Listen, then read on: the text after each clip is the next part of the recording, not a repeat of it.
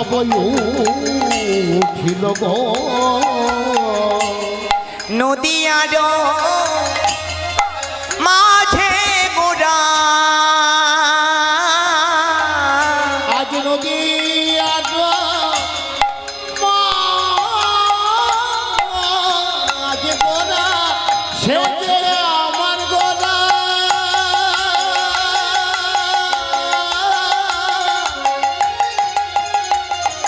সে যে আমার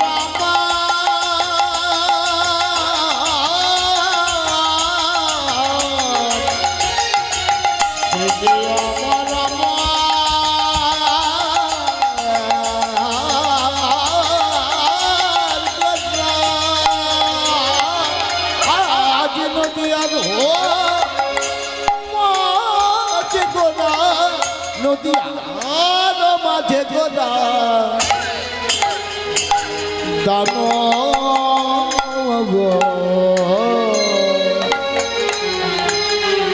গোড়া দান দান শির জিল দান সেধে দাঁড়ালো দান সেধে দাঁড়ালো দেখো দান সেধে দাঁড়ালো দান সেধে দাঁড়ালো বলি ভাবা বেশে গৌরামা দান সেধে দাঁড়ালো ওই না ভাবা বেশে গোড়ায় আমার দান সেধে দাঁড়ালো পুরবের ভাবে মনে করি দান সেধে দাঁড়ালো পুরবের ভাব মনে করে দান সেধে দাঁড়ালো ওই না পুরবের ভাব মনে করে দান সেধে দাঁড়ালো ভাবে তো কিছু যাই না বোঝা দান সেধে দাঁড়ালো ভাব তো কিছু যায় না বোঝা দান সেধে দাঁড়ালো গোলার ভাব তো কিছু যায় না বোঝা দান সেধে দাঁড়ালো ভাব তো কিছু যায় না বোঝা দান সেধে দাঁড়ালো দেখো কখনে হাসে কখনে কাঁদি দান সেধে দাঁড়ালো গোরা কখন হাসে কখন কাঁদে বলি যাই রে ভাবের বলি হারি বলি যাইলে ভাবের বলি হারি আজি দান সেধে দাঁড়ালো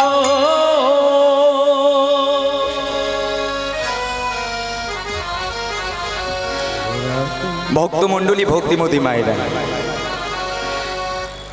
গৌরহরি তিনি আজ শ্রীরাম নবদ্বীপের মাঝে দান সেজে দাঁড়িয়ে আছে কেন মা গৌরহরি তিনি আমার দান সাধলেন কেন গৌরহরির আমার আবার কিসের অভাব হলো হ্যাঁ গো গৌরহরির কি কোনো ধনের অভাব হয়েছে যিনি সমস্ত বিশ্ব ব্রহ্মাণ্ডের মালিক তার আজ কিসের অভাব হলো নদিয়ার মাঝে তিনি দান সেরে দাঁড়িয়েছেন বলুন তো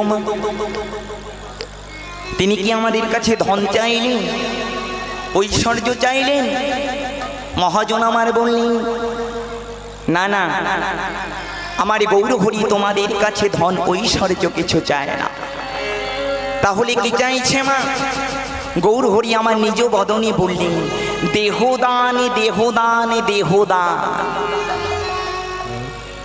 আমি তোমাদের কাছে কিছু চাই না দেহদান তোমাদের দেহটা আমাকে দান করো হ্যাঁ গো মা ভক্তমণ্ডলী আজকে আপনারা এমন দিনে কীর্তন শুনতে এসেছেন এই দিনটা হচ্ছে একাদশীর দিন মা কেমন হরির দিন কোনটা শাস্ত্রে বললেন হরির দিন হচ্ছে একাদশীর দিন এই একাদশীর মহিমা কি মা এই একাদশী পালন করলে কি হয় আর এই একাদশীতে হরিনাম শ্রবণ করলে কি হয়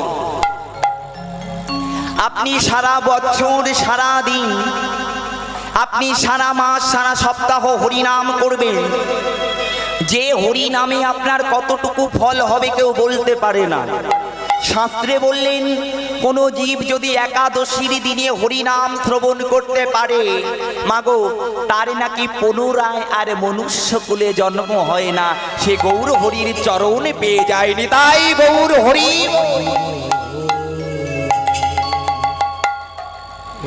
এমন জন্ম আর হবে না মা, এমন সৌভাগ্য আর হবে না। একাদশীর দিনে যদি কেউ হরিনাম শ্রবণ করতে পারে তার কি ফল হয় মা?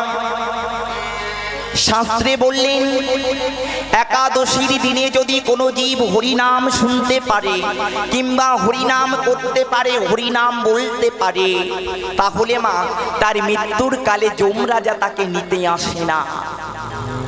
আমার ভগবান স্বয়ং তাকে পুষ্পরথে করে বৈতরণীর ঘাট পার করে দেয়। কেন? একাদশীর দিনে হরিনাম শুনলে এন উপকারিতা কেন?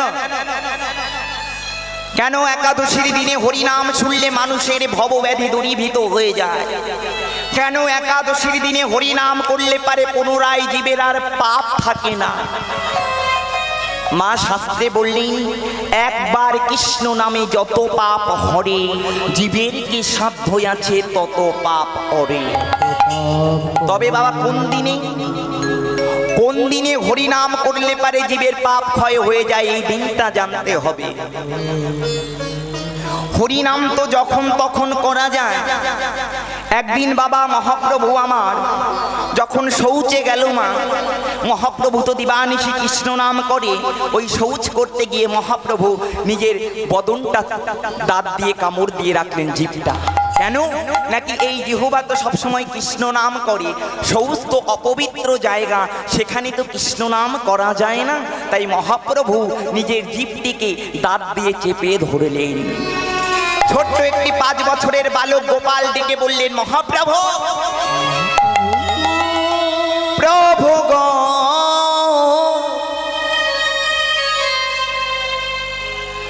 প্রভু গো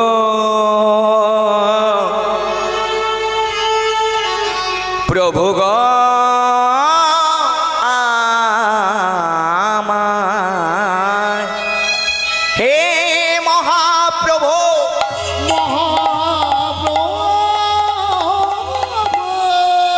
যদি শৌচ করতে গিয়ে হরিনামে করা না যায়,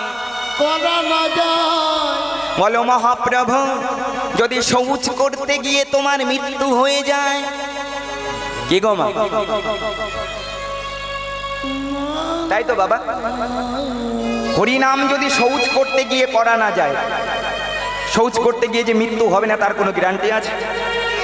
আছে মা? মৃত্যু যে কার কখন চলে আসবে কেউ জানে না,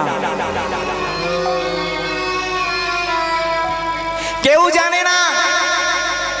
ওই ছোট্ট বালক বললেন মহাপ্রভু মৃত্যু যদি কারুর নামারণ মানে, মৃত্যু যদি যখন তখন চলে আসে, তাহলে হরিনাম কেন যখন তখন করা যাবে না? মাগো আমরা শুনি অনেকের ঘুমের ঘরে হার্ট অ্যাটাক হয়েছে। কেন? কেননা মৃত্যু কারোর বাধা মানে না, কখন যে গোবিন্দের বাঁশি বেজে যাবে কেউ জানে না।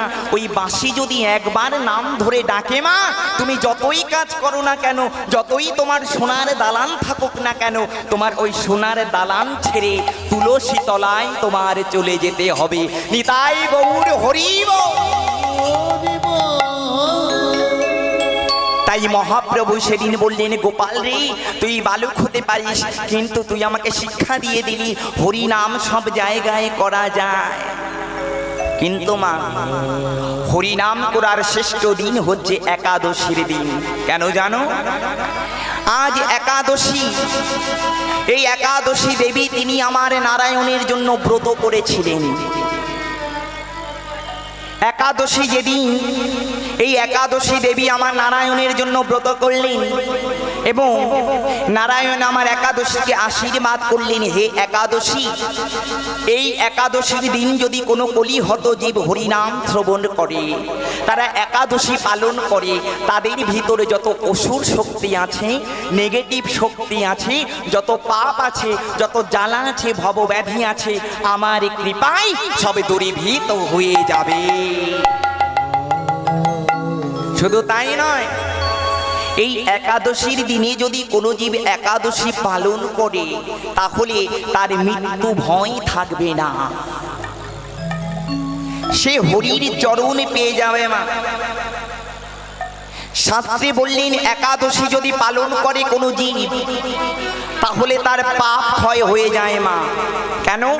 নাকি কলি যখন পৃথিবীতে এলেন তখন ভগবানের কাছে 4টি জায়গা চেয়ে নিলেন, হে ভগবান আমার স্থান হবে সোনাতে, আমার স্থান হবে সোনার ঘরে, আমার স্থান হবে জোয়ার ঘরে এবং আমার স্থান হবে অন্নের ভেতরে। এই যে আপনারা সারা বছর, সারা দিন, সারা সপ্তাহ, সারা মাস যে অন্ন সেবা করেন মা, এই অন্নের ভিতরে কলির প্রভাব আছে। তাই বললেন একাদশীর দিনে যদি কোনো জীব অন্ন সেবা না করে যদি আমার ফলমূল আহার করে হরি কথা কৃষ্ণ কথা শ্রবণ করতে পারে তাকে কোনোদিন কলিতে গ্রাস করতে পারে না। শুধু তাই নয় মা, একাদশীর দিনে যদি কেউ হরি কথা বলতে পারে, কৃষ্ণ কথা বলতে পারে, তাহলে তার তখন যদি মৃত্যু হয়ে যায় তাহলে তার বৈকুণ্ঠ ধাম প্রাপ্তি হয়ে যায় মা। এমন দিন আর হবে না। এই যে সব থেকে শুভ দিন হচ্ছে একাদশীর দিন, আপনারা একাদশী পালন করবেন, একাদশীর দিন হরি কথা শ্রবণ করবেন, আপনাদের মনুষ্য জীবন ধন্য হয়ে যাবে।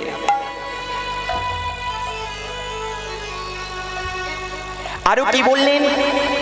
মাগো একাদশীর দিনে আপনারা কি করবেন? শুধু একাদশীর দিনে হরি কথা শ্রবণ করলে হবে না, আমি যতটুকু বলবো আপনাদের শুনলে কাজ হবে মা। একাদশীর দিনে যদি কোনো রমণী, কোনো ঘরের রমণী কিংবা ঘরের পুরুষ, কৃষ্ণ ভক্ত হোক কিংবা নাই বা হোক, যদি তারা একাদশীর উপবাস রেখে যদি 11টা ঘিয়ের প্রদীপ যদি তুলসী মন্দিরের সম্মুখে জ্বালতে পারে, তার যদি কোনো ভবব্যাধি, শরীরে কোনো ব্যাধি থাকে মা, যদি তার সংসারে অশান্তি থাকে, সংসারে যদি জ্বালা থাকে, যন্ত্রণা থাকে, সংসারে শান্তি নেই, অশান্তি মা, রাতে ঘুম হয় না, চিন্তা হয়, হরি ভক্তি নেই, কৃষ্ণ ভক্তি নেই, সন্তানে কথা শুনছে না, আপনারা 3 মাস করে দেখুন এই একাদশীর কৃপায় আপনাদের ভবজ্বালা, সংসার জ্বালা দূরীভূত হয়ে যাবে। নিতাই গৌর হরিব। তাই গৌর হরি তিনি আজ আমার দান সেরেছেন মা। কোথায় জানো? নাকি নদিয়ার মাঝে। কেমন করে দেখুন, ও গো দানে দেহ দান দেহ বলি,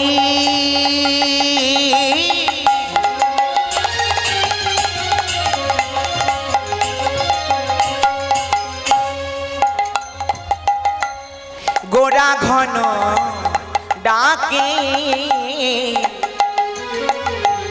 দান দেহ দান, এটা তোলো না, দেহ বলে আমার গোরা ঘনে ডাকে। নদিয়ানা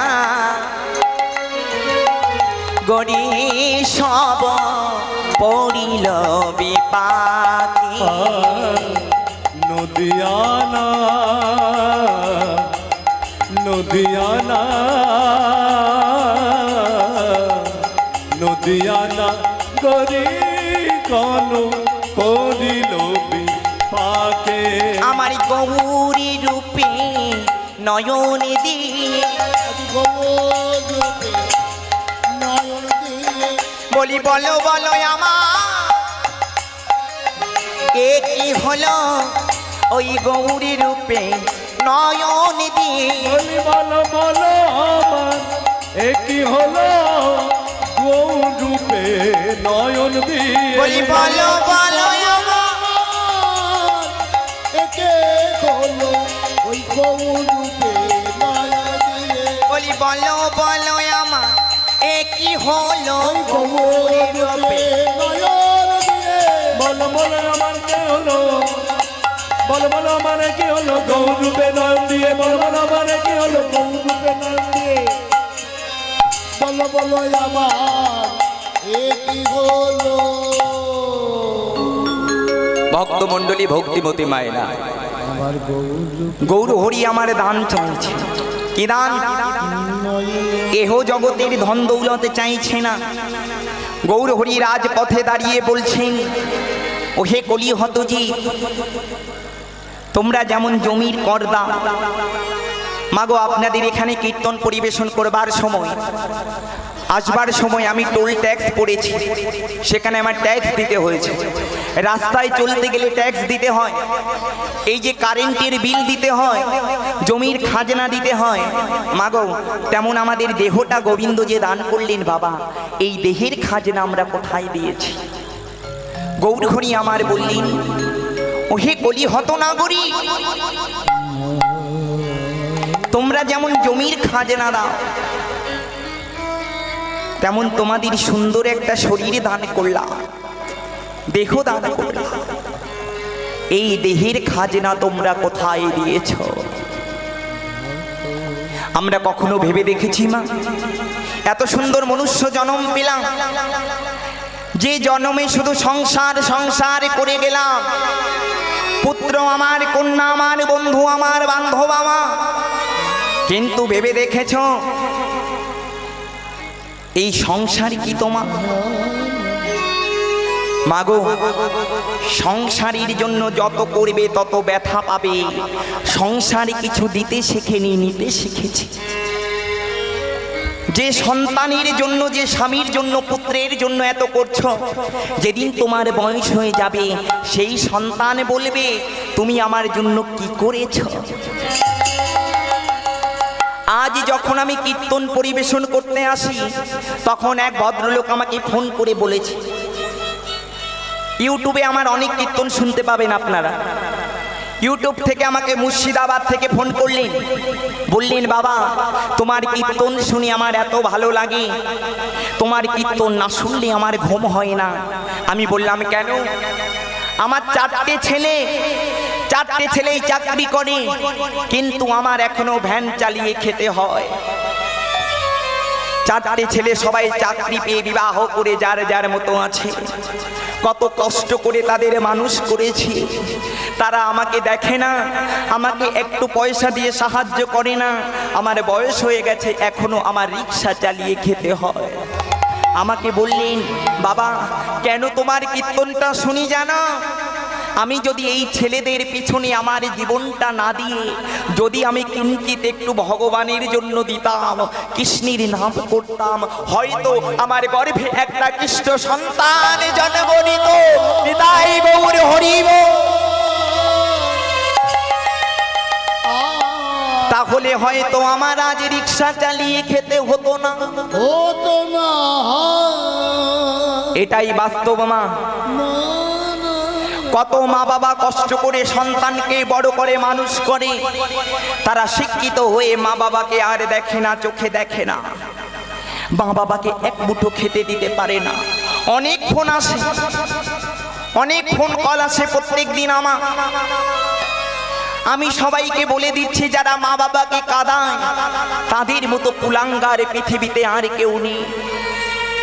শিক্ষিত হয়ে গেলাম, শিক্ষিত হয়ে গেলাম যদি গুরুজনকে কাঁদায়, যদি ঘরের মা বাবা কাঁদে, এই গোবিন্দের পূজা করে কি হবে বলুন মা? এই ভগবানের পূজা করে কি হবে? তোমার ঘরের জ্যান্ত মা বাবাকে যদি তুমি পূজা না করতে পারো, তারা যদি কেঁদে বেড়ায়, তারা যদি এক মুঠো অন্যের জন্য হাহাকার করে, ওরে পাষণ্ড সন্তান তোমার মরে যাওয়া ভালো। এমন শিক্ষিত হয়ে গেলাম যদি মা বাবার অন্যের জন্য কেঁদে বেড়াতে হয়, মা বাবার বৃদ্ধাশ্রমে থাকতে হয়। একটা মা বাবা জানে সন্তানকে বড় করতে কত কষ্ট, একটা মা জানে সন্তানকে পেটে ধারণ করে জন্ম দিতে কত মায়ের প্রাণ চলে যায়। সেই মাকে কাঁদাও।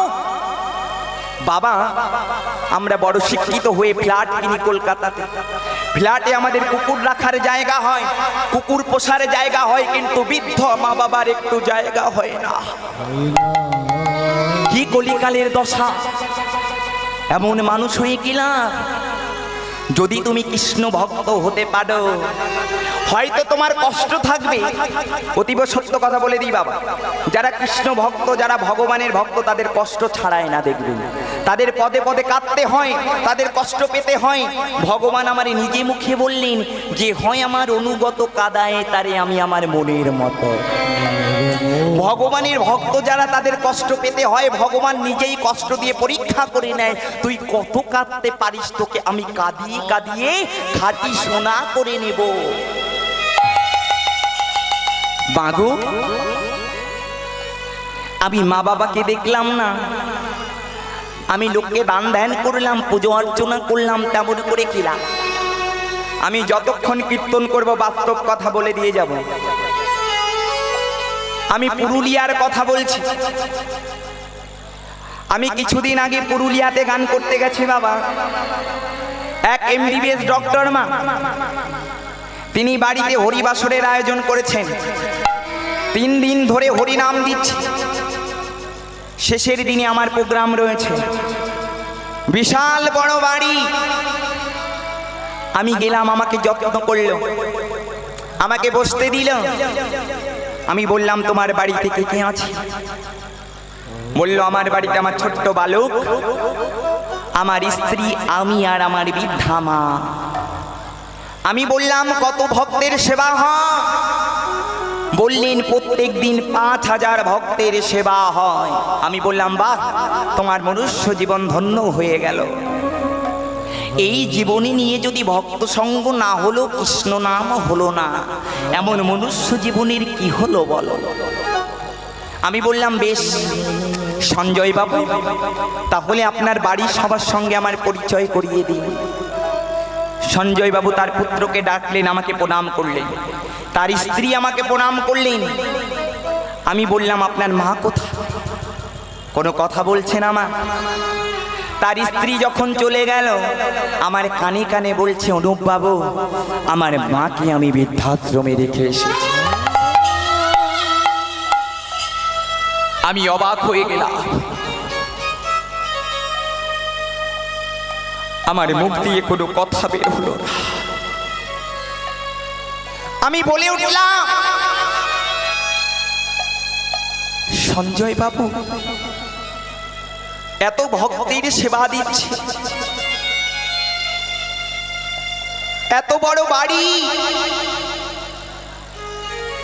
আপনার মায়ের একটু থাকার জায়গা হলো? আপনি বইয়ের কথা শুনে মাকে বৃদ্ধাশ্রমে রেখে আসলে, না জানি আপনার মায়ের কত কষ্ট হচ্ছে। এত লোকের সেবা হচ্ছে, আপনার মায়ের এক মুঠো সেবা হলো না। আমি বলেছিলাম সেদিন বাবা, এমন হরিবাসরে কীর্তন করে কিলা, কীর্তন কি শুধু অর্থের জন্য করি? যদি কীর্তন করে ভক্ত সঙ্গ হলো না, ভক্তের প্রেম পেলাম না। যে ঘরে মা কাঁদে, যে ঘরের মা সেবা পায় না,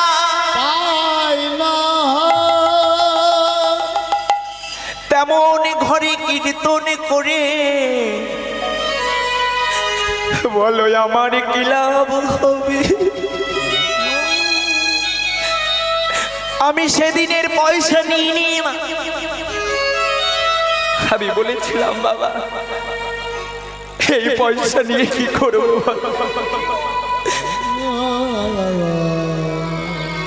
এই পয়সা নিয়ে কি হবে? যে ঘরের মা খেতে পায় না, খেতে পায় না,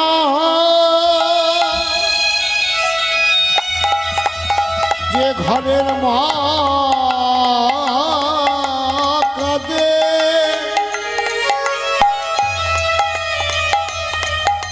বলো বলো সে ঘরের পয়সা নিয়ে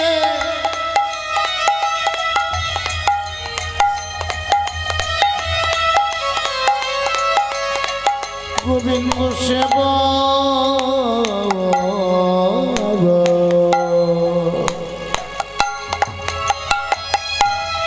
গর্ভধারিণী মাকে যারা কাঁদায়,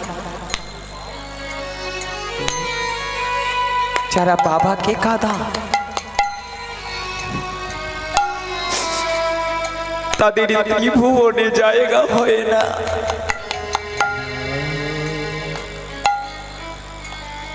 তাদের 14 ভুবনে জায়গা হয় না। মা বাবা যে শ্রেষ্ঠ ভগবান। কোন সন্তান যদি সকালে বিকালে মা বাবার চরণ পরশ করে ঘরের বাহির হতে পারে, তাদের কোনোদিন বিপদ হয় না। তাই শাস্ত্রে কত সুন্দর বললেন, বাউল আমার গান লিখলেন, কি লিখলেন? যতই যাও না মন্দির মসজিদ, যতই করো গঙ্গা স্নান, বাবা মাকে না বাসলে ভালো হয় না খুশি ভগবান। তোমরা যতই যাও না মন্দির মসজিদ, তোমরা যতই যাও না মন্দির মসজিদ, যতই করো গঙ্গা স্নান, বাবা মাকে না বাসিলে ভালো হয় না খুশি ভগবান। বাবা মাকে না বাসিলে ভালো হয় না খুশি ভগবান। বাবা মা যে সবার সেরা, এ জগৎ সংসারে তাদের চরণে করলে সেবা পাবে দেবতারে। তাদের চরণ করলে সেবা, তাদের চরণ করলে সেবা পাবে দেবতারে। যেতে হবে না কো তোমায়, যেতে হবে না কো তোমায় তীর্থ করতে তীর্থস্থান। বাবা মাকে না বাসিলে ভালো হয় না খুশি ভগবান। হরি হরি ভালো হয় না খুশি ভগবান। মাকে না বাসিলে ভালো হয় না খুশি ভগবান।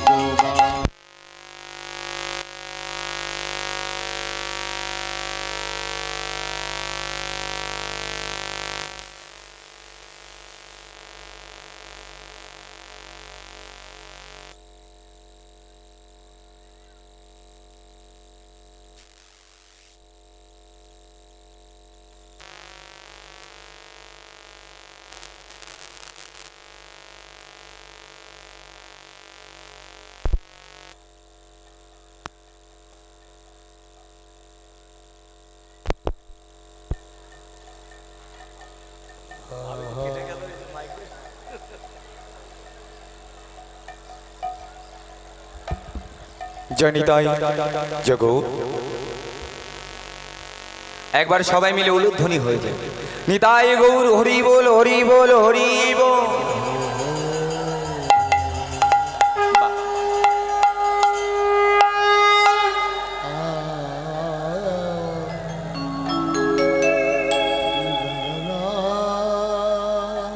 মাগো, মা বাবা যে সর্বশ্রেষ্ঠ ভগবান এই পৃথিবীর, তার প্রমাণ অনেক রয়েছে। আর একটা প্রমাণ আপনাদের দিই।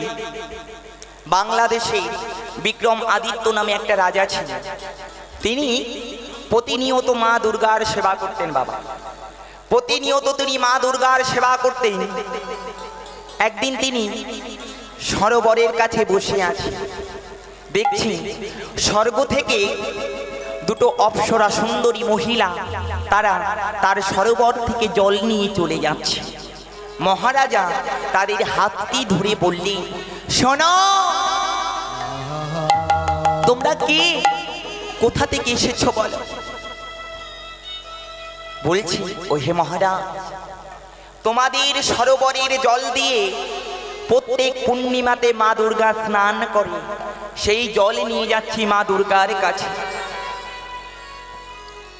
বিক্রমাদিত্য ওই উর্বশীর হাত দুটি জড়িয়ে ধরে বললেন, মাগো তুমি বলতে পারো আমি সারা জীবন তো মা দুর্গার সেবা করলাম, বলতে পারো মা দুর্গা আমার ঘরে সেবা নেয় কিনা? উর্বশী দুজনা বলে উঠলি, বেশ, আগামী পূর্ণিমাতে তোমাকে বলবো তোমার ঘরে মা দুর্গা সেবা নেয় কিনা। আগামী পূর্ণিমা যখন এলো, মহারাজ আমার সরোবরের কাছে বসে আছে বাবা। যখন উর্বশী দুটো স্বর্গ থেকে নেমে এলেন, মহারাজ আমার বললেন, বলো মা। বলো মা। মা কি আমার হাতে সেবা নেয়? না। উর্বশী দুজনা বলে উঠলেন, মহারাজ মা দুর্গা তোমার হাতে সেবা নেয় না। মহারাজ আমার চমকে উঠলেন, এ কি? আমি এত উপাচারে মা দুর্গার সেবা করি, আমি এত ভক্তি করে মা দুর্গার সেবা করি, মা দুর্গা সেবা নেয় না? তাহলে বলো বলো বলো, কার ঘরে মা দুর্গা সেবা নেয়? আমি তার ঘরে যাব। উর্বশী মেনকা দুজনা বলে উঠলেন, তোমার বাড়ির পেছনে যে গরিব ভিখারি দিনহীন কাঙাল দরিদ্র ব্রাহ্মণ আছে, তার ঘরে প্রতিনিয়ত মা দুর্গা সেবা নেয়। মহারাজ আমার চলে গেলে সেই দরিদ্রের বাড়িতে গিয়ে বলছি, ও হে ভিখারি, ভিখারি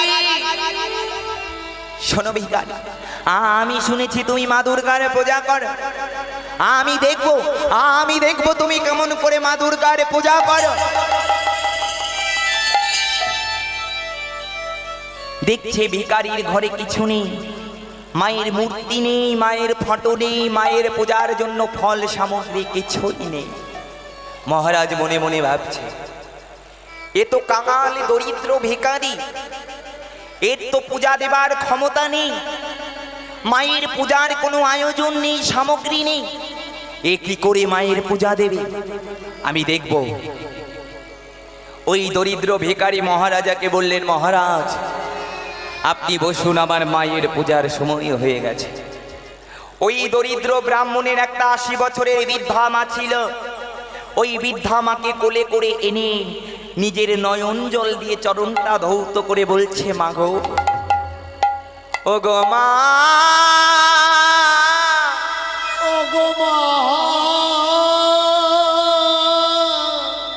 তুমি আমারই দুর্গা, তুমি আমার কালী, ও গো মা,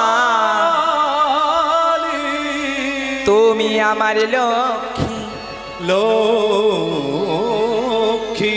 ও গো মা, তুমি আমার জগদম্বা, তুমি সর্বশ্রেষ্ঠ মা। ও মা, তুমি কালী, তুমি লক্ষ্মী, তুমি দুর্গা, তুমি আমার কাছে সবই কিছু। ও গো মা, আমি তো দিনহীন কাঙাল, ও গো মা, আমি তো ভিখারি, আমি তো দরিদ্র, আমি তো তোমায় কিছু দিতে পারিনি। দেখুন, ওই সন্তান নিজের মায়ের চরণ দুটো নিজের নয়ন জলে ধৌত করে বক্ষের উপরে চরণ দুটি চেপে ধরে বলছে, মা গো, ও মা, আমি জনমে জনমে যেন তোমার গর্ভে জন্ম নিতে পারি। নিতে পারি। মা গো, আমি এই সামান্য বাতাসা তোমার জন্য তৈরি করেছি, জোগাড় করেছি, তুমি সেবা নাও। যখন ভালোবেসে নয়ন জলে কেঁদে কেঁদে নিজের মায়ের বদনে বাতাসা তুলে দিচ্ছে, মহারাজ দেখছে পিছন থেকে মা দুর্গা 10 হাতে দাঁড়িয়ে আছে। 10 হাতে দাঁড়িয়ে মা দুর্গা নিজে হাতে প্রসাদ নিলেন। মহারাজ আমার ঠাস হয়ে পড়লেন চরণ। একই একই একই দেখলাম, দরিদ্র ব্রাহ্মণের ঘরে মা, তবে আমি এত উপাচারে সেবা দিলাম, মা আমার সেবা নিল না। ওই দরিদ্র ব্রাহ্মণের চরণ তলে মহারাজ পড়ে বলছে, বলো, বলে দা। আমি এতদিনই বুঝলাম ওই স্বরে যদি কখনো ভগবানকে পাওয়া যায় না, পাওয়া যায় না, ধন দিয়ে কখনো ভগবানকে পাওয়া যায় না। পাওয়া যায়। তাই তো মা, টাকা দিয়ে যদি ভগবানকে পাওয়া যেত তাহলে টাটা, আম্বানি তারা আমার ভগবানকে বেঁধে রাখত। ভগবান কেবলমাত্র ভক্তের নয়ন জল আর ভক্তিতে বাধা বাবা, আরে কিছুতে ভগবানকে বাধা যায় না। ভগবান বললেন, ভক্তি যার কৃষ্ণ তার সর্বশাস্ত্রে কয়, ভক্তি না থাকিলে কৃষ্ণ দেখিলে বা কি হয়। দেখিলে বাকি ওই মহারাজা ওই ভিখারির চরণে পড়ে বলছে, বলো বলো, এতদিনে জানলাম নিজের মাকে যদি ভালোবাসা না যায় তাহলে ওই মা দুর্গাও সেবা নেয় না। আগে মায়ের যত্ন করো। তাই বললেন, মায়ের এক ফোঁটা দুধের ঋণ শোধ হবে না কোনো দিন, জন্ম জন্মান্তরে ধরে করিলে সাধনা, দয়াবতী দরদিনী মা। তাই না? এই জগতে মায়ের দুধের ঋণ কেউ শোধ করতে পারে না, আরে বাবার ঋণ কেউ শোধ করতে পারে না। ওহে কলিহত জীব, যদি তোমাদের জীবন ধন্য করতে চাও আগে তাহলে মা বাবার চরণ সেবা করো, তোমাদের মনুষ্য জীবন ধন্য হয়ে যাবে। আজকালকার ম্যাক্সিমাম মানুষ মা যারা শিক্ষিত হয়েছে, অনেক শিক্ষিত মানুষ, তারা মা বাবার সঙ্গে ভালো ব্যবহার করে না, সম্মান করে না, শ্রদ্ধা করে না। আমি তাদের কাছে বলি, শোনো, এই জগতে যদি মায়ের চোখের জল ঝরাও তোমাদের ভগবানও কোনোদিন ক্ষমা করবে না। সেই প্রকৃত মানুষ বাবা। মূর্খ হলে কি হবে? একটা রিক্সা চালক, একটা জন খাটা খেটে খাওয়া মানুষ, তাদের মা বাবা কিন্তু বৃদ্ধাশ্রমে থাকে না। যদি বৃদ্ধাশ্রমে থাকে তাহলে শিক্ষিত মানুষের মা বাবাই বৃদ্ধাশ্রমে থাকে। তাই বলি, সন্তানকে শিক্ষিত না করে যদি মা একটু কৃষ্ণ ভক্ত করতে পারো তাহলে তোমাদের কেঁদে বেড়াতে হবে না, তোমাদের শেষের দিনে তোমাদের অন্যের জন্য কাঁদতে হবে না। সেই সন্তান তোমাদের মুখ উজ্জ্বল করবে। কেন? শাস্ত্রে বললেন, কোনো কৃষ্ণ ভক্ত সন্তান যদি কোনো মায়ের গর্ভ জন্ম নেয় তাহলে তার 14 কুল উদ্ধার হয়ে যায়। এই যে মা, একাদশীর দিনে এই যে এত মায়েরা কেন কীর্তন শুনছে, বাবাদের সংখ্যা এত কেন কম বলে দিচ্ছে? শাস্ত্রে বললেন, একাদশীর দিনে যদি কোনো রমণী হরি কথা শুনতে পারে, যদি কোনো রমণী কীর্তন শুনে একাদশী পালন করতে পারে, ছেলেরা যদি একাদশী পালন করে তাহলে তার 14 কুল উদ্ধার হয়, আর মেয়েরা যদি একাদশী পালন করে তাহলে তার 21 কুল উদ্ধার হয়ে যায় মা। তাহলে ভেবে দেখুন মায়েরা কত বড় ভাগ্যবান। মায়েরা, আপনাদের কর্মের জন্য আপনাদের 21 কুল উদ্ধার হয়ে যাবে। যেমন আপনি বাবার কুলে জন্ম নিয়ে আপনার শ্বশুর কুলের জন্য কিন্তু 13 দিন শ্রাদ্ধ করতে হয়। তাহলে নারী হচ্ছে সর্বশ্রেষ্ঠ। যে নারীর চোখে জল ঝরায় সে জীবনে কোনোদিন সুখী হতে পারে না। একবার প্রেমানন্দে দুটি বাহু তুলে বলুন, নিতাই গৌর হরি বল, হরি বল।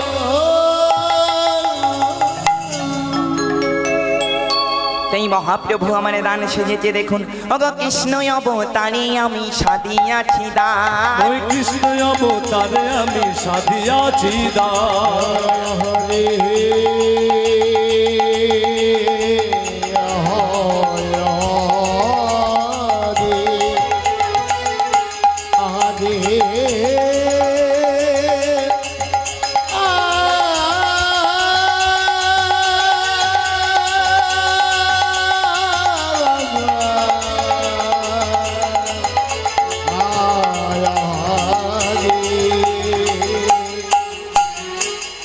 অবতারে আমি সাধিয়াছি দান, কৃষ্ণ অবতারে আমি সাধিয়াছি দান। সে ভাব পড়ল মনে বাসু ঘোষের গান, পড়ালো মনে বাসু ঘোষের গান। আনন্দ ধরে না, আনন্দ ধরে না, আনন্দ ধরে না, আনন্দ ধরে না। ওই পুরবী লীলা মনে করে আনন্দ ধরে না লীলা মনে করে যাই রে লীলার বলিহারি লীলা মনে করে আনন্দ ধরে না লীলা মনে করে আনন্দ ধরে না আর সুলভ লীলা মনে আনন্দ ধরে না ভগবাস কহে গাই রে ওরে নারাগে ও বাসু কহে না হলো হার রে বাসু করে সেবা বাজি নাই গো ও কহে সেবা আজ গায়ে রে राधे राधे धक टनक टनक टनक धैया धक टनक टनक टनक धैया धक टनक टनक धक टनक टनक धैया धक धक धक धक धक धक धौदानी धौदी धके धक टनक टनक धैया धक टनक বাসু ঘোষে গায়ে রে धौदानी धौदी धके বাসু ঘোষে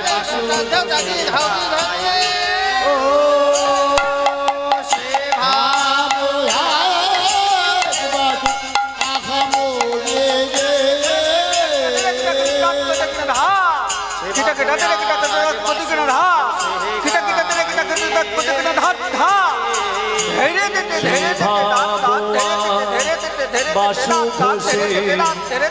রে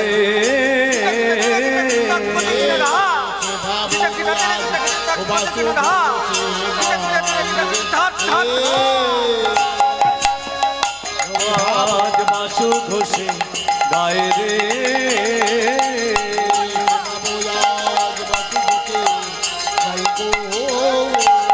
সে ভাবো আজ বাসু ঘোষে গায়ে রে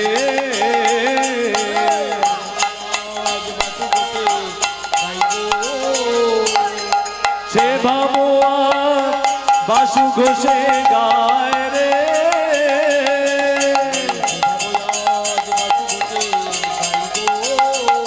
সে ভাবো আজ বাসু ঘোষে গায়ে রে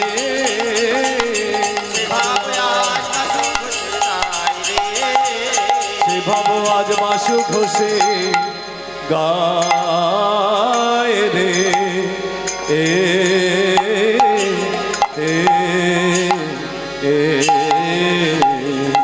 জয় জয় শ্রী গুরু নিতাই গৌর সীতানাথ প্রেমানন্দে গৌর হরি হরি হরি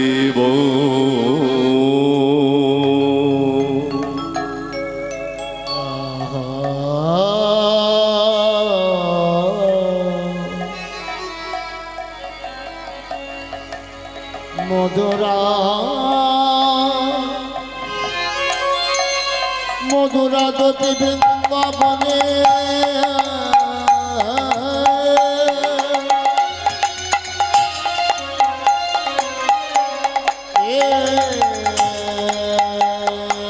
কি মধু হ্যালো হ্যালো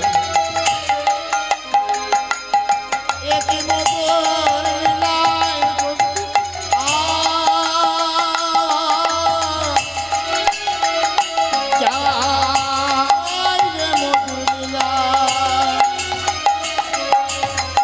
বলিহারি যায়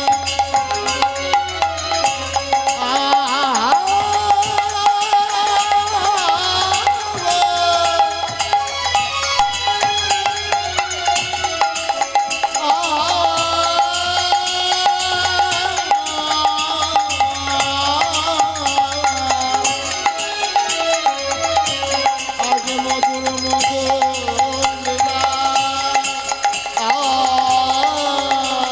এই মধুময় বৃন্দাবনে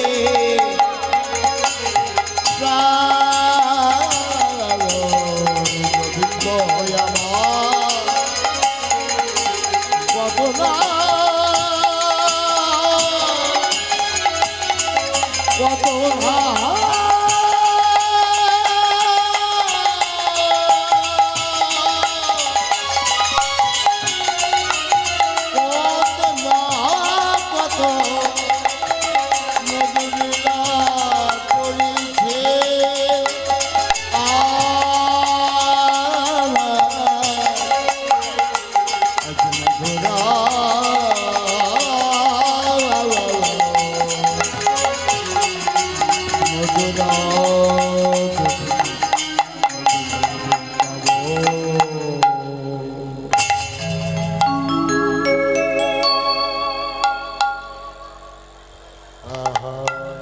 এতক্ষণ আমরা নবদ্বীপ লীলা আস্বাদন করেছি, এবার আস্বাদন করব বৃন্দাবন লীলা।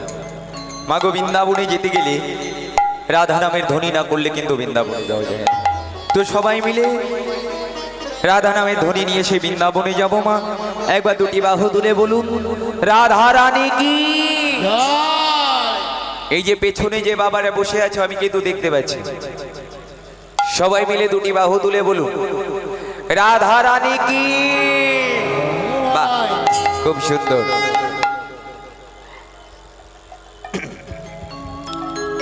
ওরে রাখাল রাজা বলে দে না, কোথায় বৃন্দাবন,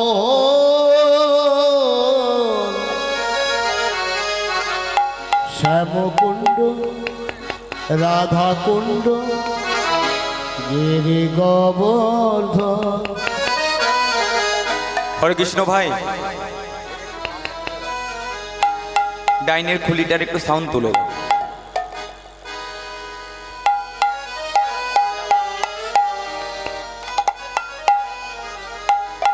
রাখাল রাজা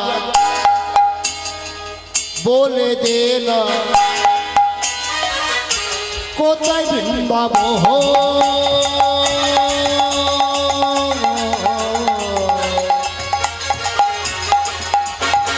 শ্যামকুণ্ড রাধা কুণ্ড গিরি গোবর্ধন। রাখাল রাজা বলে দে না, কোথায় বৃন্দাবন, শ্যামকুণ্ড রাধা কুণ্ড গিরি গোবর্ধন। রাখাল রাজা বলে দে না, কোথায় বৃন্দাবন,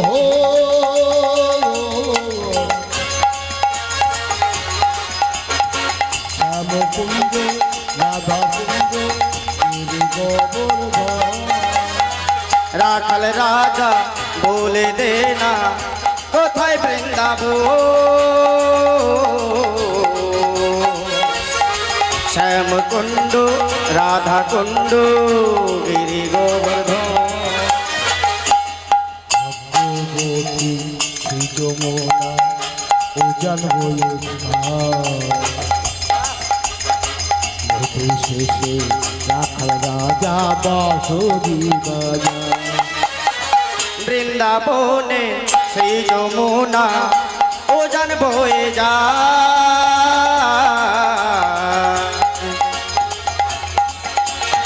কদম গাছে কৃষ্ণ কালা বাঁশুরি বাজায়।